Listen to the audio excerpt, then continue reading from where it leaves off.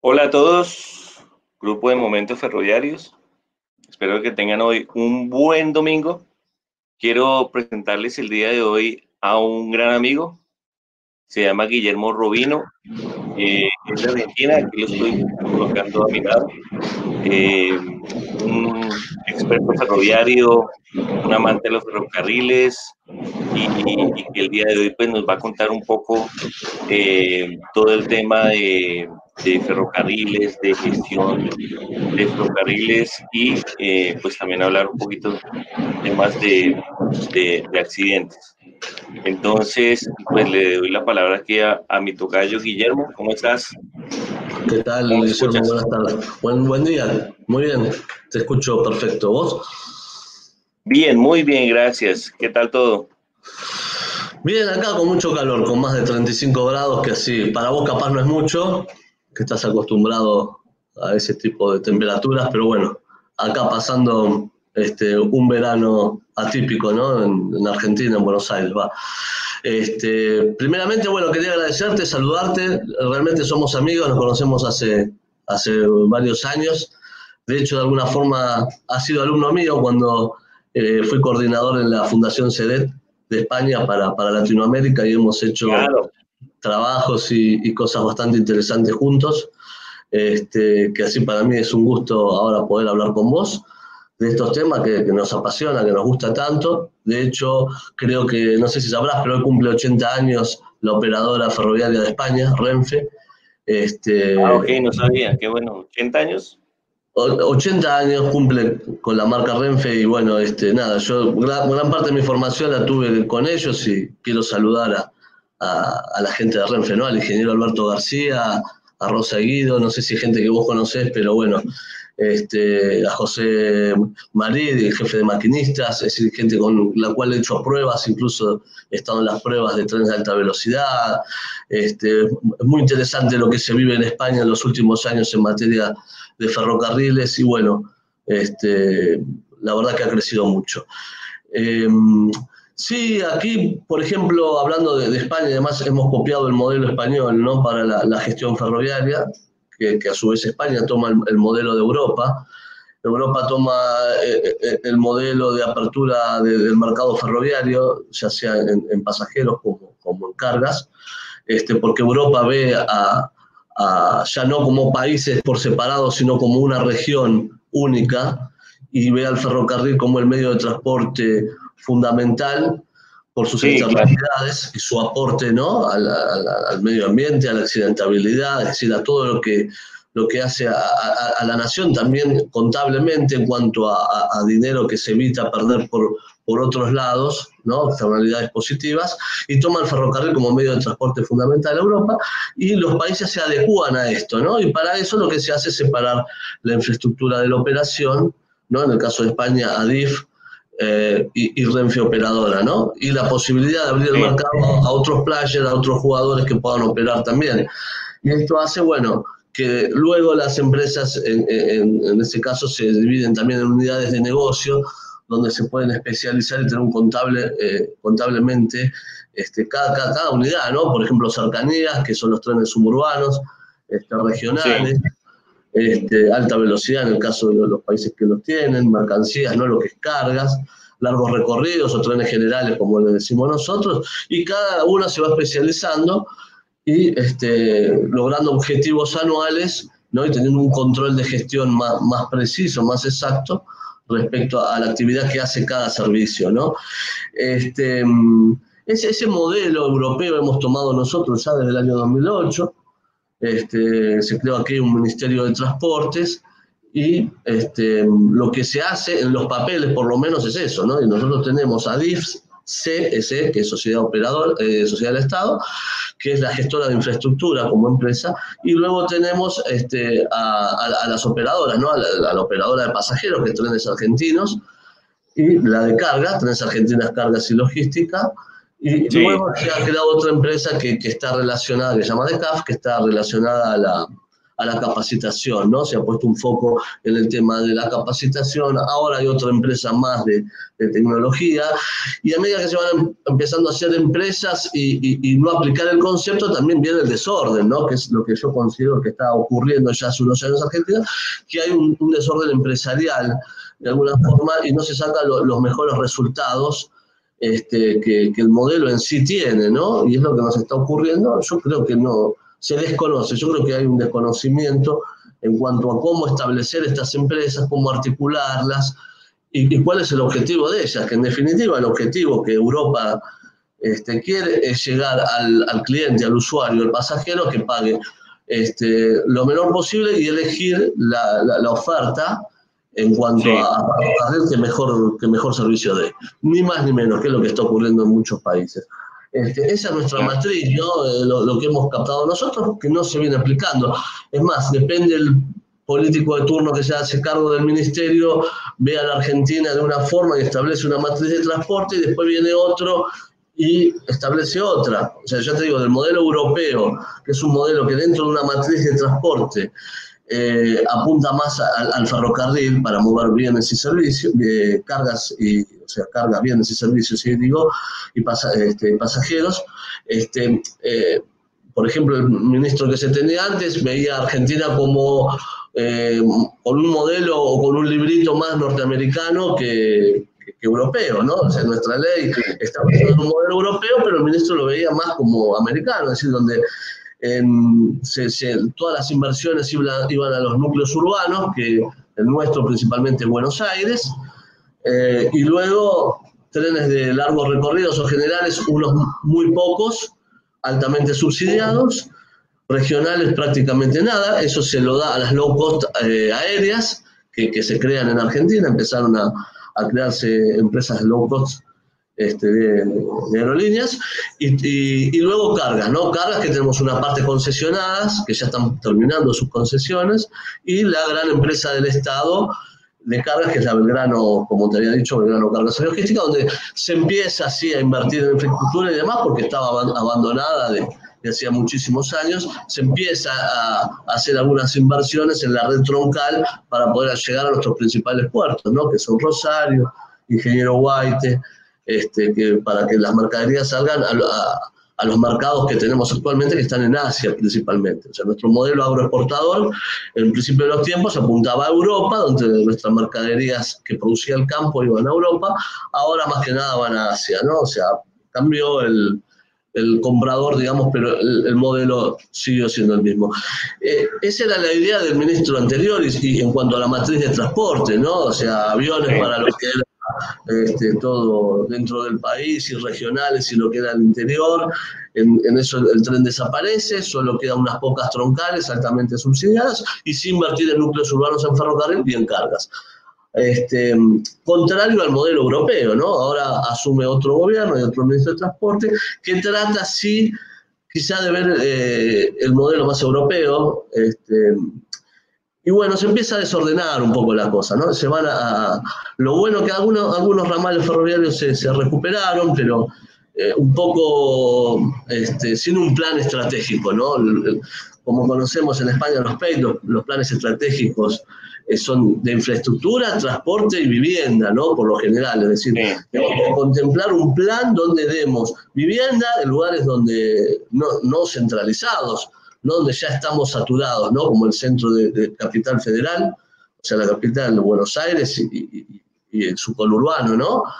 Donde ya estamos con una población muy concentrada, sino ya a 50 kilómetros poder hacer una cierta edificación y demás, que pueda tener un acceso a un buen tren metropolitano, ¿no? Esto es fundamental. Y esto a largo plazo, a 20, 30 años, y que los gobiernos que sigan lo puedan continuar. Y acceso a crédito a la gente a esa vivienda. Entonces vos solucionás el problema de vivienda, el problema de transporte, porque va todo relacionado, ¿no? Pero todo hacia la calidad de vida y al mejoramiento de un plan estratégico político de largo plazo que un país necesita y merece, como la Argentina y otros países en Latinoamérica. Yo creo que esto en Latinoamérica está fallando, ¿no? Que Europa lo ha desarrollado bien en los últimos años, y otros países desarrollados, y que nosotros lo que tenemos que empezar a entender, los planes estratégicos de infraestructura, transporte y vivienda de largo plazo. Ahora, Guillermo, quería hacerte una pregunta, digamos que para entender la magnitud del ferrocarril o de las redes que maneja Argentina, digamos, ¿cuál es la longitud total de las vías férreas, más o menos, que tiene Argentina, que están actualmente operativas y ese porcentaje que estarían en proceso de rehabilitación? Porque he visto varias noticias, he visto varias observaciones en redes sociales donde están buscando recuperar la vía férrea, rehabilitar y bueno, sí. Convengamos que en los años 90 fue cuando se tomó la decisión, que todavía nos duele mucho, ¿no?, del ramal que para, ramal que cierra, basado en el decreto 1168/92, que decía que cada provincia tenía que hacerse cargo del ferrocarril. Las provincias no estaban financiadas como para hacerse cargo de eso, lo tenía que hacer la nación se desliga, y fue el gran problema que se desarticula todo el modelo, el medio ferroviario, ¿no? También decía que teníamos los medios suficientes en carreteras para poder suplir esa demanda que deja el ferrocarril y que va a la carretera, ¿no? Que esto después se traduce en accidentes de tránsito, en carreteras colapsadas y otros problemas que tuvimos. La cosa es que tenemos un 10% de lo que teníamos operativo antes de los años 90. Es decir, nosotros tenemos 10%. La red. Sí, un 10%. Muy poco. Y sí, ten en cuenta, nosotros en la red éramos el tercer país de América, ¿no? Venía Canadá, Estados Unidos y Argentina. Y hoy, bueno, nada, tenemos un 10% de eso, ¿no? Y en cuanto a empleados, lo mismo. También ha quedado reducido un 10% de los que teníamos, ¿no? De 150.000, creo que quedaron en 15.000. Es decir, se ha reducido en una cosa abismal el ferrocarril en Argentina, lo que se ha destruido en los años 90 por malas decisiones políticas, y bueno, ahora se trata de ir recuperando lo que se puede. Vos sabés bien, después de tanto abandono, más de 30 años de abandono, más lo que se venía abandonado antes, recuperar, y la inversión ferroviaria es muy alta, cuesta muchísimo, ¿no? Cuesta muchísimo desde lo material y desde lo humano, porque el otro tema que íbamos a conversar, bueno, ahora podemos estar hablando horas nosotros, ¿no? De hecho, cuando hablamos por teléfono nos contamos hablando mucho. Pero es recuperar al trabajador ferroviario, porque se ha perdido mucho eso. Creo que hay un factor que es fundamental, que es de lo que quería hablar, más allá de, podemos hablar de ingeniería ferroviaria, podemos hablar de trenes de alta velocidad, de trenes de baja velocidad, de metros, de tranvías, de un montón de cosas, pero creo que hay un tema que, sobre todo porque estamos por cumplir ya del 2012, un aniversario muy triste para nosotros, que es el accidente de Once, ¿no? Ya 9 años que ha ocurrido, el 22 creo que fue de febrero, el accidente, uno de los accidentes más trágicos, ¿no? Una tragedia fue, de hecho, donde mueren 52 personas, más una que estaba embarazada, lamentablemente, y fue un accidente que nos marcó e hizo tomar decisiones. Lamentablemente, un gran accidente hizo tomar decisiones que se tenían que haber tomado antes, ¿no? De haber modernizado el sistema ferroviario, no solamente los trenes, ¿no? Podemos poner un tren nuevo en un sistema antiguo, y esto va a traernos los problemas que nos va a traer el sistema en sí, ¿no? O sea, el sistema ferroviario no es solo el tren, son las vías, el señalamiento, las subestaciones para lo que es electrificación. Correcto. Todo lo que es la infraestructura. La señalización, enclavamientos, claro, y si no hay una modernización a la par de frente a los trenes, pues realmente queda desprotegido el tren, ¿no? Es lo que pasó. Nosotros teníamos trenes nuevos, 0 kilómetros, comprados a la CNR, ahora es la CRRC, ¿no?, de China. Eran 0 kilómetros con tecnología de punta, pero no teníamos un sistema de señalamiento con paratren activo, ¿no? Entonces, de manera que iba a pasar lo mismo, es decir, si había un error humano, los trenes podían chocar tranquilamente. De hecho, cuando se inauguró, la presidenta de la Nación de esa época dijo, apurémonos con fue un mal chiste, ¿no?, que tuvo en ese momento, pero dijo, apurémonos al discurso antes que venga el otro tren nos choque. Fue desafortunado porque fue hacía poco tiempo el accidente y mucha gente estaba dolida por la pérdida de sus seres queridos. Y ella dijo eso, pero en parte tenía razón, porque no había un sistema activo de detección de trenes, y realmente si tenía un error humano el tren que venía atrás, los iba a llevar puesto, como dijo. Fue desafortunado, fue cierto, y demostraba también una gran falencia, que estábamos poniendo el carro delante de los caballos, porque estábamos trayendo trenes nuevos para mostrar un gran cambio, pero no teníamos la infraestructura adecuada, ¿no? Ya sea en vías, ni en señalamiento, ni en subestaciones. De hecho, el mayor consumo que estos trenes tenían, con aire acondicionado y otras prestaciones, las subestaciones no estaban preparadas, ¿no? Y volaban las subestaciones. De hecho, tampoco estaba preparado el freno regenerativo, que es fundamental, ¿no? Cuando vos cambias material rodante de los años 50, 60, como teníamos nosotros, ya totalmente depreciado, y cambiás ese material rodante, una cosa que es fundamental es que venga con freno regenerativo, porque te va a tener una eficiencia energética de un 40%. Vos vas a ahorrar energía. Es más, gran parte de ese material rodante se va a pagar con la eficiencia energética y el menor costo de energía que vas a tener. Entonces, y no lo podíamos usar. Creo que hasta el día de hoy, no sé si algunos trenes sí, otros en otras líneas no, pues tenemos captación de tercer riel y de catenaria. Entonces, algunos sistemas están preparados y otros no. O sea, algunos trenes tienen sistema regenerativo y no lo podemos usar. Pero el principal problema, porque también en esas épocas se hablaba de capacitación al personal, el problema ya no era solo de capacitación, ¿no? O sea, yo en ese momento lo hablé con gente del ministerio y demás, porque pasarte una señal en color rojo, ¿no? Que significa peligro, ya sea con un tren o con un auto, no es un tema de capacitación. Vos sabés que si está rojo tenés que detenerte. Por más que lo capacites y le enseñes trigonometría, es decir, el problema es otro, el problema es cultural. Y ahí es a donde quiero llegar, ¿no? Es en recuperar la cultura para evitar accidentes en los trabajadores del transporte, ¿no? Que va más allá del ferrocarril, ¿no? Los problemas culturales se dan incluso en las líneas aéreas, y en un montón de cosas. El saber por parte del trabajador decir, no estoy en condiciones porque no dormí lo suficiente, o porque tuve problemas familiares, o por lo que sea, por el lado del trabajador, poder aceptar eso y no hacer el trabajo que implica una responsabilidad enorme, y por el lado de la empresa, los controladores y demás, entender esa situación. Porque yo te hablaba hace unos días de los accidentes que hemos tenido nosotros. Por ejemplo, del 2008 al 2013 tuvimos en 5 años 6 accidentes graves, entre ellos el de 11, ¿no? Que murieron 52 personas. Pero, o sea, si vamos más fino, en 3 años tuvimos 5 accidentes. En 2011 tuvimos 2, el de Flores y el de San Miguel, en el 2012 el de 11, y en el 2013 tuvimos 2, de los cuales uno fue de vuelta en 11, donde un tren choca contra la topera de la estación terminal. Es inadmisible, ¿no? Entonces, Ese accidente del 11 y eso fue noticia internacional, obviamente. Lo que nosotros nos enteramos es que este tren, al llegar a una estación terminal final donde la línea pues no tenía continuidad, sino llegaba contra la pared o contra un parachoque, lo que vimos es que el tren prácticamente no alcanzó a frenar y se estrelló contra el muro o parachoque, ¿no? Es lo que, pero y de ahí, digamos, en adelante, más o menos la conclusión de ese accidente fue precisamente lo que me comentas, un poco un poco de la tecnología que se puede aplicar frente a esos trenes, pero también la parte humana. Bueno, principalmente fue que no se invirtió.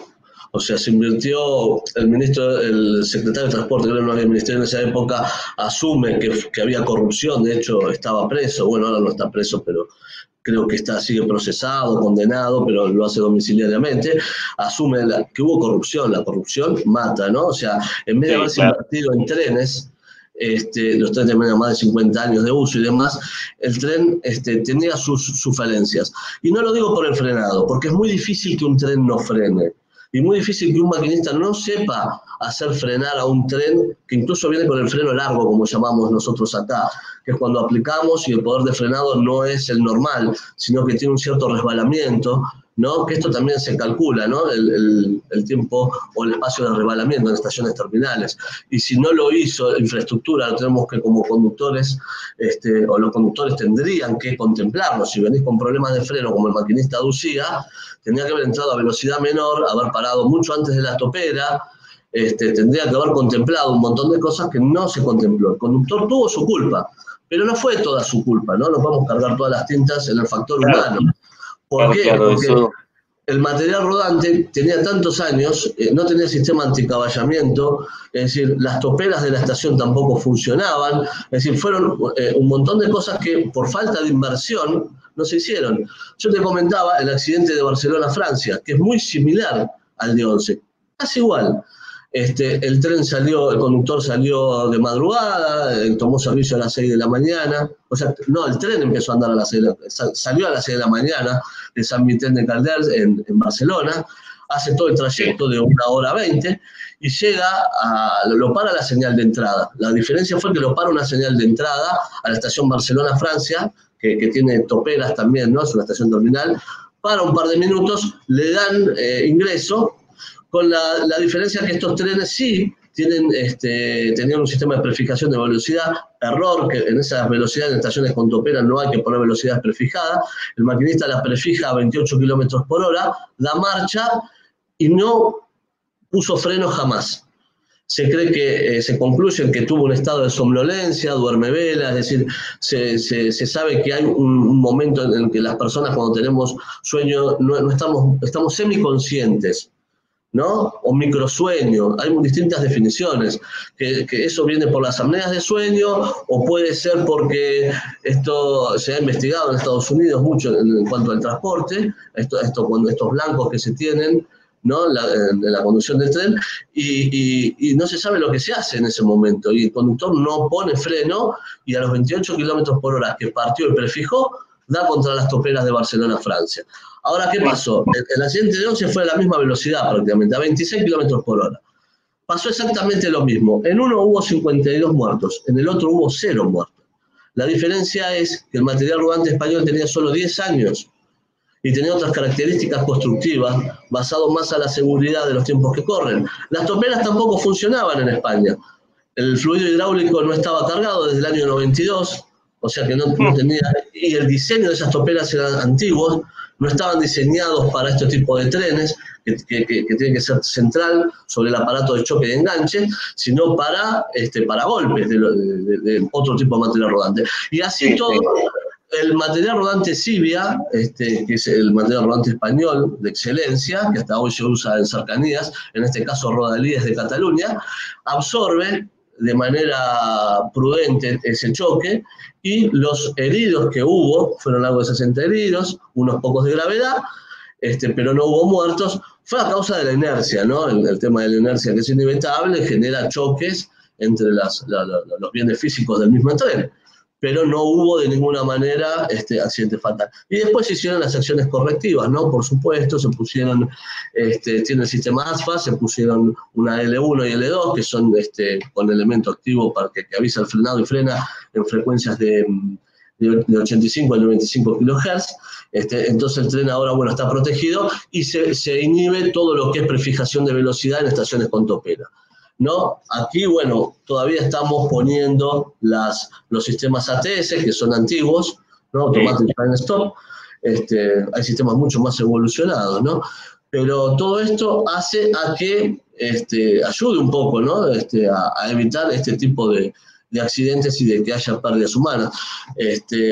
Creo que hay que concientizar a los conductores, a los controladores, y ponernos de acuerdo todos en saber, porque al conductor en España se le secuestró el celular y se sabía que hasta a las 11 y pico de la noche estaba mandando mensajes de texto.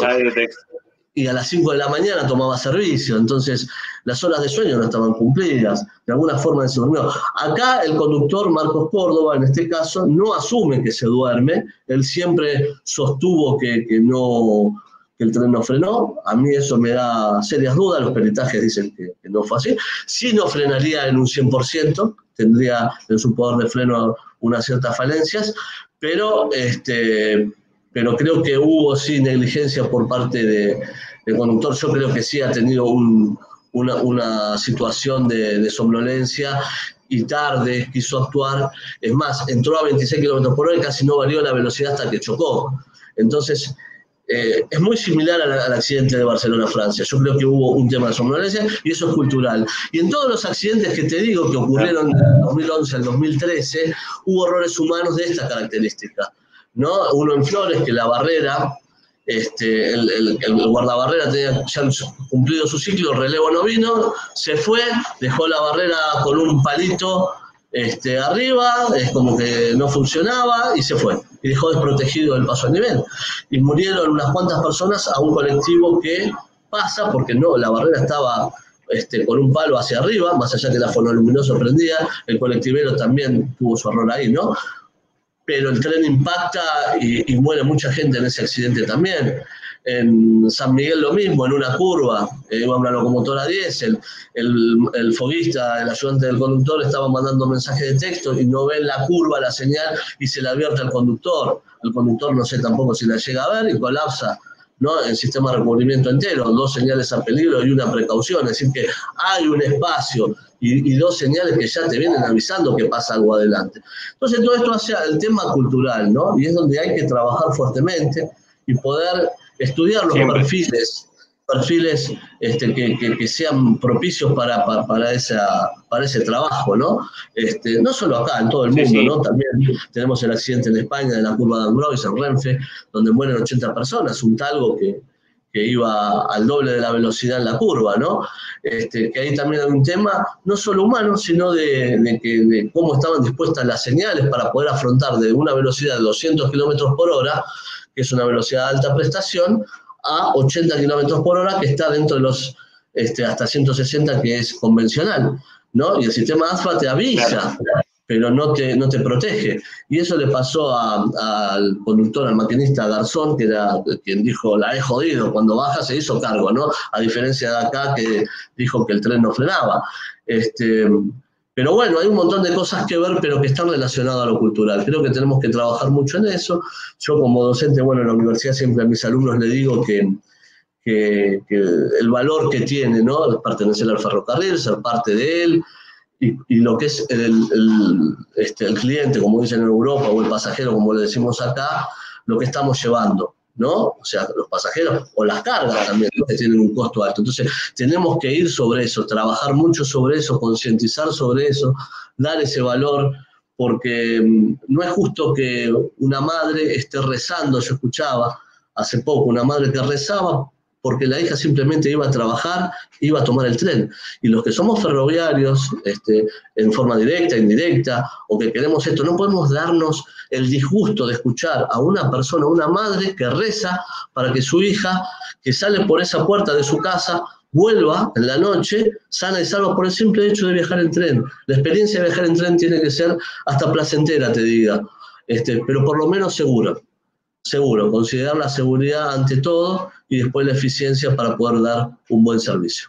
Así es, indudablemente, pues esa capacitación y esa concientización de las personas, las tripulaciones, de todas las personas que involucran un sistema ferroviario es muy importante, porque no es solamente el tema de tecnología, sino pues detrás de eso debe haber una conciencia en cada uno de estos procesos, ¿no?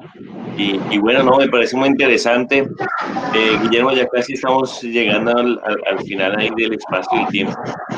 Es muy interesante, aquí nos podemos seguir hablando. Seguramente programamos un tema específico y hablamos de estos accidentes ferroviarios. Podemos analizar uno de esos y revisar componentes y orígenes que causaron cualquier accidente. Me parece muy importante, porque finalmente de eso es una cronología de eventos, es una cronología de eventos que van sucediendo antes, durante y posterior a la situación que se analiza, ¿no? Y a veces la menos pensada es la que genera esto, ¿no? La que menos se piensa. A veces la que menos se piensa o la más pequeña es la que origina pues todo el desastre.